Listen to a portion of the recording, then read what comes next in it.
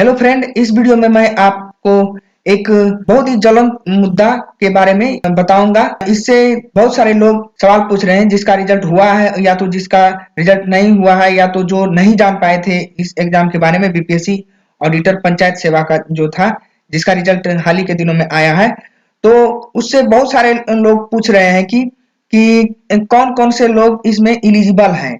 मतलब या तो एग्जाम को जो क्वालिफाई कर गए हैं वो भी पूछ रहे हैं कि क्या हम इलिजिबल है कि नहीं। जैसे कोई, जैसे मान लिया जाए इलेक्ट्रिकल इंजीनियर है, वो भी इस एग्जाम को यदि निकाल लिए, ठीक है, तो क्या वो इस एग्जाम के लिए क्वालिफाई मतलब इलिजिबल है कि नहीं। इसी क्वेश्चन को लेकर और इसी तरह से बहुत सारे क्वेश्चन आए, ठीक है ना। तो हमने सोचा कि क्यों ना इसकी शैक्षणिक योग्यता क्या क्या डिमांड कर रहा है उसके उस पर। तो आज ये वीडियो उसी बात पर रहेगा कि बीपीएससी ऑडिटर पंचायत सर्विस का जो रिजल्ट आया है उसमें क्वालिफिकेशन क्या क्या देखा गया था। उस समय तो सारा चीज उसका पीडीएफ में दिया गया था, तो बहुत दिन हो गए हैं, तो आप लोगों के पास वो पीडीएफ नहीं होगा या तो आप उसको नहीं ढूंढ पाए होंगे, तो इसलिए हम उस पर चर्चा कर देते हैं। तो ठीक है, तो आगे इस वीडियो में हम लोग उसके बारे में चर्चा करते हैं। तो इसकी शैक्षणिक योग्यता क्या होना चाहिए, ठीक है। तो जैसे देखिए उस समय का ये पीडीएफ है। यहाँ पर देखिए शैक्षणिक योग्यता के बारे में लिखा गया है कि देखिए वाणिज्य अर्थशास्त्र बहुत अच्छे तरीके से बताया गया है। देखिए उसके एडवर्टाइजमेंट का जो ये पीडीएफ है वहां पर देखिए शैक्षणिक योग्यता के बारे में बताया गया है, ठीक है।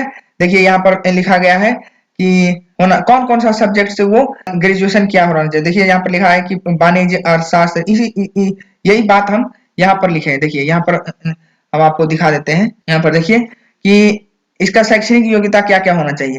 तो शैक्षणिक योग्यता के बारे में देखिए वाणिज्य अर्थशास्त्र सांख्यिकी और गणित में से किसी एक विषय से, मतलब इन चारों में से, ठीक है ना।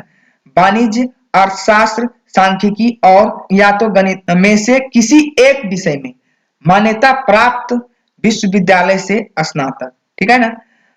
तो ये मान्यता प्राप्त विश्वविद्यालय रहना चाहिए, किसी भी विश्वविद्यालय से नहीं, ठीक है ना। और ये चार सब्जेक्ट के बारे में यहाँ पर लिख दिया गया है, ठीक है ना।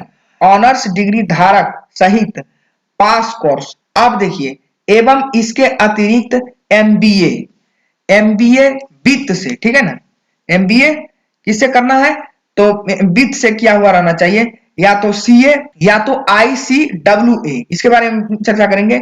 सीएस या सीएस डिग्री धारक से भी इस पद के लिए आवेदन के पात्र होंगे। तो यहाँ पर देखिए कितना बार यहाँ पर सामने आया, तो सामने आया देखिए ये कि एक वाणिज्य से रहना चाहिए, या तो अर्थशास्त्र से ऑनर्स रहना चाहिए, या तो स्टैटिक्स से, या तो जिसको सांख्यिकी कहते हैं, या तो मैथमेटिक्स से। तो देखिए इन सारे सब्जेक्ट में मैथ का इसमें प्रधानता है, ठीक है ना। तो यहीं से आप अनुमान लगा सकते हैं कि जो भी सब्जेक्ट होगा वो मैथ से संबंधित रहना चाहिए, ठीक है ना।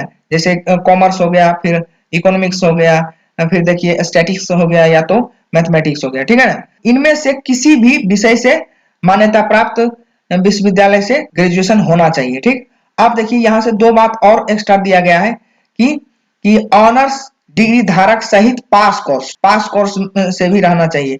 जैसे देखिए मान लिया जाए कोई इकोनॉमिक्स ले, तो इकोनॉमिक्स में भी जैसे एक सब्जेक्ट होता है स्टैटिक्स, तो स्टैटिक्स जैसे है तो वो स्टैटिक्स भी सब्जेक्ट चूज कर सकते हैं, ठीक है ना।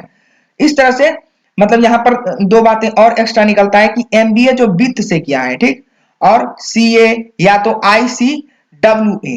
अब देखिए आईसीडब्ल्यूए के बारे में क्वेश्चन आ जाता है, या आईसीडब्ल्यूए सीएस की डिग्रियां से भी ये फॉर्म भरा जा सकता है, ठीक है ना। तो यहाँ पर बात है कि आईसीडब्ल्यूए ये जो टर्म है ये क्या है। तो इसका ये एक डिग्री है, ये इसका मतलब होता है देखिए institute of post and works accountant, ठीक है ना, ठीक है ना। यदि ये डिग्री से यदि किया हुआ रहेगा कोई, इस डिग्री से किया हुआ रहेगा, जैसे यहाँ पर लिख देते हैं, जैसे देखिए दूसरा कलर से लिखते हैं, यहाँ से रेड कलर से लिख देते हैं, institute of post and works accountant. ये वाला भी यदि डिग्री लिया रहेगा तो वो भी इस एग्जाम को फॉर्म भरने के लिए इलिजिबल है, ठीक है ना, इलिजिबल थे, ठीक है। या तो यदि जो इसके अलावा इन सारे सब्जेक्ट के जो यहाँ पर चर्चा हुआ है, इसके अलावा कोई भी अन्य सब्जेक्ट से यदि वो फॉर्म भरे होंगे तो वो आगे इलिजिबल नहीं होंगे, वो अंततः उसको बाहर ही होना है, ठीक है ना। तो ये बात आप काफी क्लियर से आप लोगों को अब ये बात समझ में आ जाना चाहिए कि ये जो बिहार ऑडिटर पंचायत लेवल का जो सर्विस है उसके लिए, चाहे तो बिहार ऑडिटर से संबंधित कोई भी एग्जाम निकले उसमें यही लगभग सब्जेक्ट का उसमें क्वालिफिकेशन रहना चाहिए, ठीक है ना।